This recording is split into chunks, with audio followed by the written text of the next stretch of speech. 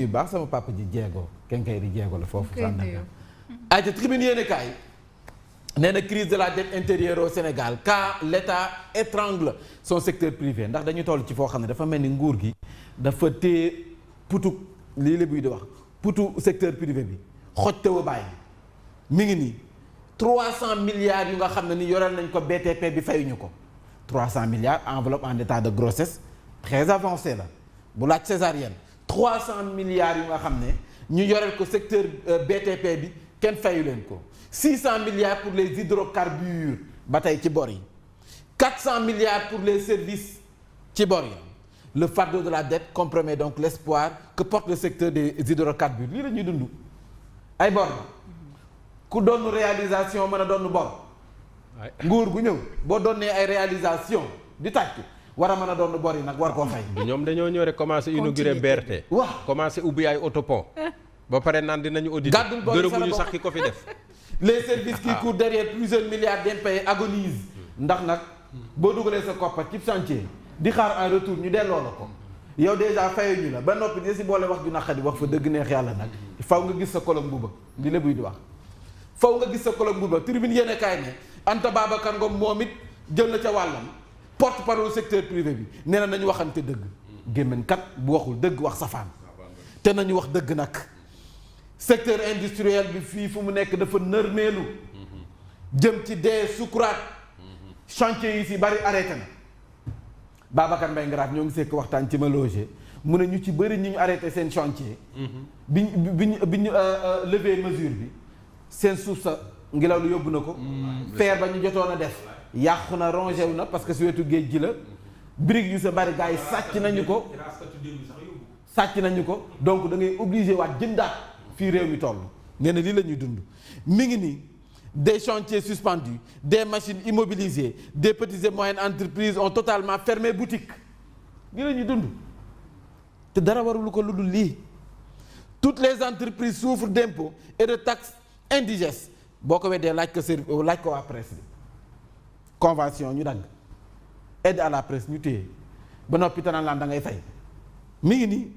les services une asphyxie donc historique nee na lu masta am Anta Babacar Ngom nee na lii la ñuy dund ci miim réew jamono joojee nag jàppale ne kon Bougar Diouf Abbas Fall ñu ngay solde seen compte sa police convocation mi ngi nii ña nga ca teesante ba léegi Mansour Faye nee na nguur gi fi nekk nii neexul ba neex waaye agression la ñu bëgg dundax ñun nguuru agresseur nguuru simol Abdou Nguer kenn moom nee na nguuru simol nguur goo xam ne lu mu romb jël ko dem xam nga simol moom da ngay romb simol mooy bu làmb ji tasee ñooñu nga xam ne groupe la ñuy def dañuy romb taximaan bi ubbi ko jël xaalis poset ba romb Yacine buqati greffage ba romb borom moto ba daaneel ko nee na nguuru simol la ku ñu romb laaj ko dara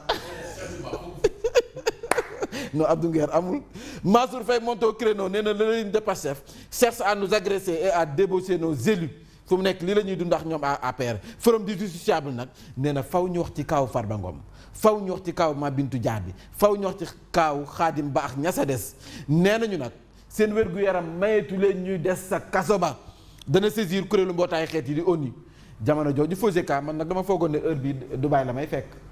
ndax FOGECA bi dama ca war a dem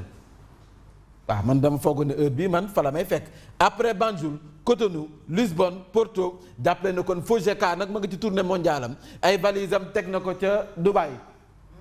waaw Émirats arabes te dama waroon dem ba fii nag moom am naa njortu gu rafet ne mën naa dem sa Dubaï ja l'informé Déthié Fall vertement recadré nee nañ dëj nañ ko ci àndam le syndicat des entrepreneurs du BTP rappelle donc au ministre que l'État reste un mauvais payeur kalaa naan naam nafa kii digle jub kocc dalaa war booy digle sangaay day fekk nga set wecc mi ngi nii nee nañ ko yow balaa ngay wax fayal ba noppi balaa ngay gëdd nit ki di ko am dara loo koy imposer mais fay ko li nga ko yoral ba noppi yaakaar naa ne bon ba nga yor sa kër sa boo ko fayul di nga ko yónni ne ko jox ma bale gee mais yaa yóotu mais ku doon jeeg ba mais comme que ndeysaan waaye dellu njaboot ga nag te ku doon njaboot ga donc dépense ba nag nañ waxante dëgg. yooyu dafa métti. il est indispensable que l'État respecte strictement les délais de paiement condition essentielle à la bonne exécution des marchés publics nañ waxante dëgg. koppar bi nag wax fa dëgg il faut ñu joxe ko nee nañ une première ñu nemmee ko waat ci kër docteur l'hôpital principal réussi la première lan pose percutanée de valve aortique loolu moo am na solo nag kon nag ñun suñu wàllu santé ñoo ngi def ay jéego la grève suspendue jëm ci wàllum université ba la grève suspendue une marche vers le palais prévue vendredi luy loolu foo leen jëm vers le palais l'informé moo joxe xibaar boobu de UCAD sortie de crise les amicales font des propositions yàlla baax na loolu après ñu lijjanti ko cas boobu nu muy demee l'évidence yéene kaay les étudiants ne céderont pas au compromis partiel crise récurrente donc des bourses yéene kaay bi di l'évidence ñëw na ba tey nag ci kii nga xam ne démb daanaka taroon na lool ci moom di Maïmouna Dièye ci assemblée nationale ba mu jàkkaarloo député yi dégg na fa lu ne coowal 5 milliards yi ak maa tey gi moom topp na ko nag wax fa dëgg neex yàlla Abdou Mbow mayu ko dara nee na ko di ngeen ñu wax nag 5 milliards bii suñu koppar gii fa ngeen ko jëlee si fan ngeen ko teg si da ngeen ko séddalee ak lu tax ngeen jox ko ñi ndax ñoom ñoo ko mérito wala déet di ngeen teg suñu loxo lu leer mais mun a jéy xaw ma kan moom waaye moom loolu moom bëñ buy metti si waaw mi ngi nii Abdou Mbow dénonce le mauvais usage des fonds et exige des comptes nee na leer nay leer de parce que Abdou bëggul lëndëm Mbow nee na nay leer Abdou bëggul lëndëm laas yéenekaay laïcité fondamentalisme nationalisme Bachir Diagne inquiet ñi nag ay borom kàngam lañu ñii moom wax fa dëgg ay borom xam-xam lañu bu ñu waxee war nañu wax mi ngi ni secteur BTP bi ndiir normalement moom laa war a defal émission si ma loger moom mii ndiir mii le BTP fustige Déthié Fall ndax Déthié ni mu waxee ak ñoom daanaka nag metti na leen lool te rafetluwuñu ko mi ngi ni le forum du social moom li ko metti moo di ñi nga xam ne ñoo nekk ci kaso bi seen ak wér-gu-yaram sutante te kenn mayu leen ñu génn neen teguñu ko fenn le côté yéenekaay ñëw na ci Déthié Fall ak patronat BTP bi nga xam ne ñu ngi ci fantasie ro fasanteeg sikkim gi nee na un conflit en voie de durcissement fu mu nekk ñoom daal jël nañu Déthié Fall yóbbu ko ca Gravaaya ñoom BTP bi jël nañu Déthié yóbbu ko ca Grava ba le patronat des BTP son discours est inutilement stigmatisant bii moo leen metti moom moo enu jumaa ji fu mu nekk moom Déthié 90 degré nii xam nga 180 degré moo enu jumaa ji les entreprises sénégalaises ont toujours été des partenaires loyaux de l'État il est indispensable que l'État respecte les délais contractuels de paiement kon nag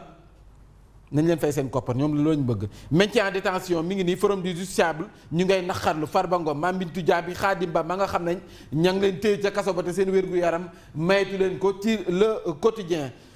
Diomaye offre GTA en exemple d'intégration régionale forum bi nag la ñu woote moom président Bassirou Diomaye Faye les Échos 9 mois la def ci kaso bi moom Farba Ngom enfin le juge financier dana ko déglu lundi bi ñu dëgmal au moins début de solution la. C'est sa première audition depuis sa détention le 27 février 2025 nit ki téye nañ ko ba léegi déglooguñ ko defagum na fa 9 mois ba léegi déglooguñ ko mi ngi nii enquête fouillée sur la face cachée de la lutte contre donc la Covid au Sénégal. Bonne feuille du livre de Mamadou Seck journaliste à l'Obs moom moo ci def ab taxaw seetlu Mamadou Seck sunu naataangoo la le vrai faux débat Ousmane Sonko candidature am ci l'enquête yéenekaay nee na vrai faux débat parce que loolu sax du débat Rewmi Quotidien Ndella Madior Diouf et compagnie fixé le 13 janvier Ndella Madior Diouf xam nga moom moo fa dëgg dafa bokk suñuy inconditionnel ñu koy ñaanal nattu bi teggeeku ci kawam inshallah ndax daf ñuy topp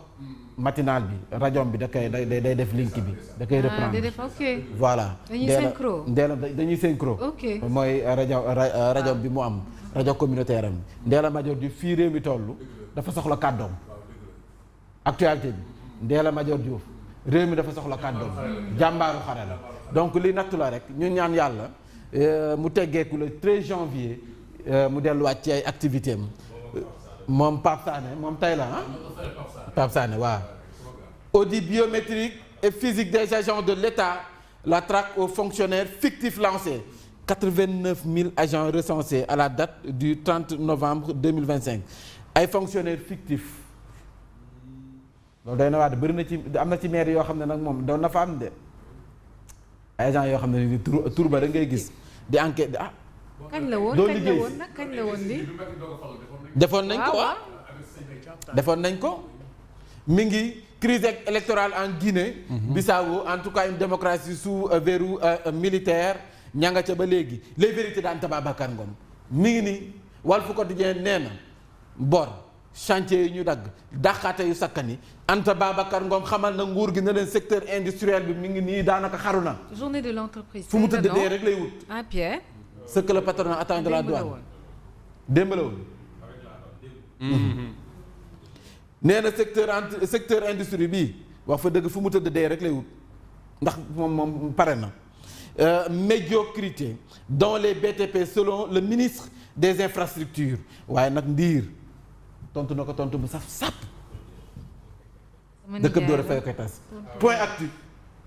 dette cachée Cheikh Diba avait tenté de freiner Sonko ndax nag nee nañu boo fàttali ko Bougane Gueye Dany waxoon na ko ba gaa yi waaj a waxee ba génn waxee moom ca ngoon ka mu gontu def point de presse. na leen gisu leen fa Cheikh Diba ndax lan. expliqué la mi ngi ci biir xibaar yi. mi ngi ni Jeune Afrique nag dëggal na ay waxam waxi Bougane Gueye Dany.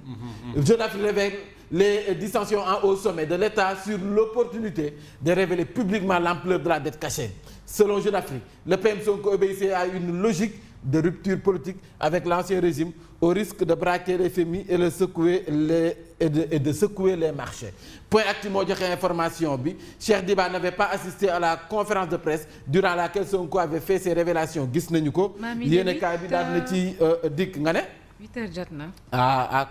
kon jot na. Le Dakar waa démission de Cheikh Diba qu'en est-il yéenekaay bi daal na ciy dikk Abdou Mbow ak nag ki nga xam ne moom mooy